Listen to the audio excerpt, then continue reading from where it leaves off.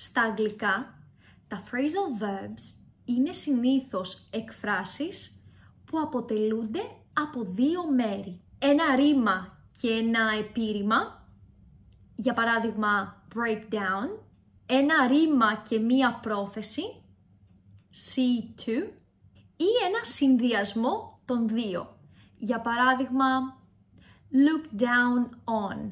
Στην περίπτωση των phrasal verbs, το ρήμα χάνει την αρχική του σημασία και αποκτά μία καινούρια διαφορετική σημασία. Στα ελληνικά συμβαίνει επίσης κάτι παρόμοιο, μόνο που το ρήμα ακολουθεί συνήθως ένα ουσιαστικό. Τέτοιου είδους εκφράσεις χρησιμοποιούνται πολύ συχνά στον καθημερινό λόγο των Ελλήνων και σήμερα θα μάθουμε μαζί 8 από αυτές. Περνάω σημαίνει διασχίζω, είτε περπατώντας, είτε με κάποιο όχημα.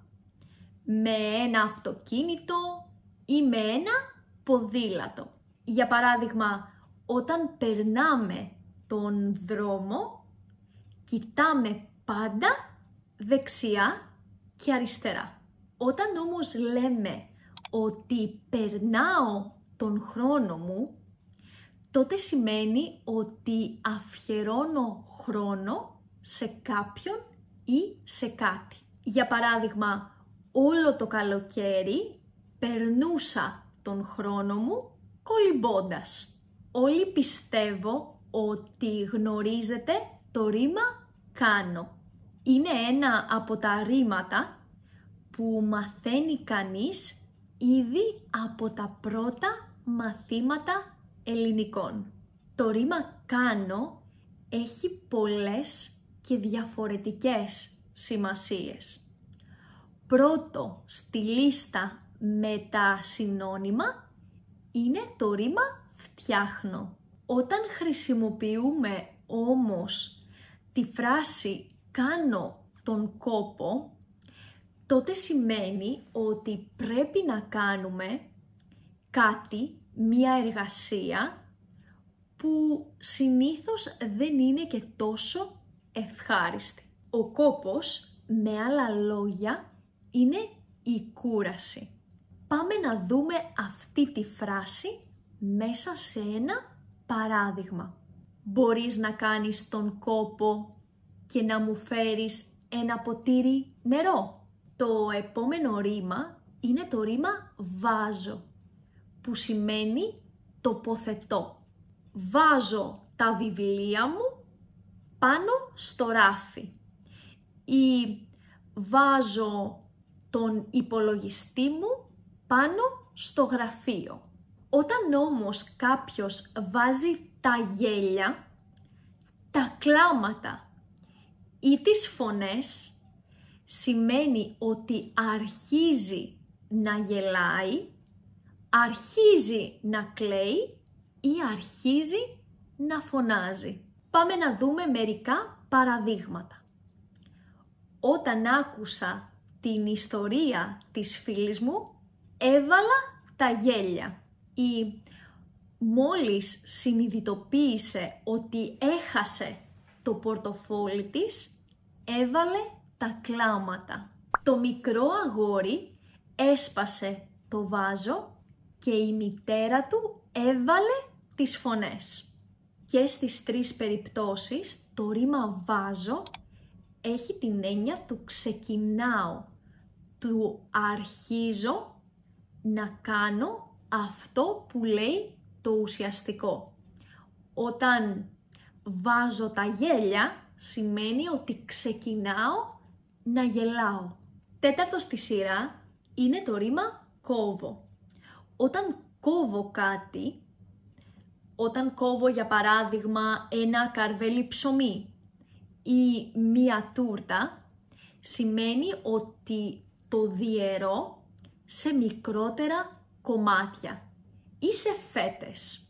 Αν ακούσετε όμως κάποιον να λέει ότι κόβει βόλτες σημαίνει ότι τριγυρνάει ή περπατάει γύρω από μία συγκεκριμένη περιοχή, είτε άσκοπα, είτε περιμένοντας κάτι. Από το μπαλκόνι μου κάθε βράδυ έβλεπα τον συγκάτοικό μου να κόβει βόλτες με τον σκύλο του. Δηλαδή να περπατάει γύρω-γύρω στο τετράγωνο μαζί με τον σκύλο του. Πάμε τώρα σε ένα ρήμα που μπερδεύει τους περισσότερους από εσάς. Το ρήμα ζητάω. Όταν ζητάω κάτι, λέω σε κάποιον να μου δώσει κάτι. Προηγουμένως, για παράδειγμα, ζήτησα ένα ποτήρι νερό. Η έκφραση όμως ζητάω τα ρέστα δεν έχει κυριολεκτική σημασία. Δεν σημαίνει ότι αγόρασα κάτι και τώρα ζητάω πίσω τα ρέστα μου. Η φράση ζητάω τα ρέστα σημαίνει ότι αν και είμαι εγώ υπεύθυνη για μία κατάσταση, κατηγορώ τους άλλους. Για παράδειγμα, τις προάλλες είχα ένα ατύχημα με το αυτοκίνητο. Ο οδηγός που με τράκαρε μιλούσε στο τηλέφωνο και δεν πρόσεξε ότι το αυτοκίνητό μου ήταν σταματημένο εξαιτίας της μεγάλης κίνησης. Έτσι βγήκε θυμωμένος από το αυτοκίνητό του και άρχιζε να μου φωνάζει. Και με τράκαρε και μου ζητάει και τα ρέστα. Το αντίθετο από το ζητάω τα ρέστα είναι το πληρώνω την ύφη. Πληρώνω σημαίνει ότι δίνω χρήματα σε κάποιον για ένα προϊόν ή για τις υπηρεσίες του. Πληρώνω την ύφη, λέμε, όταν κάποιος θεωρείται ότι φταίει για κάτι που δεν έχει κάνει, κατηγορείται άδικα ή υφίσταται τις συνέπειες για πράξεις άλλων. Το λάθος ήταν του προπονητή, όμως την ύφη πλήρωσε ολόκληρη η ομάδα. Παίρνω κυριολεκτικά σημαίνει ότι κρατάω ένα αντικείμενο στα χέρια μου. Πήρε τα λουλούδια και τα έβαλε σε ένα ανθοδοχείο. Τώρα παίρνει το αυτί μου σημαίνει ότι τυχαίνει να ακούσω κάτι.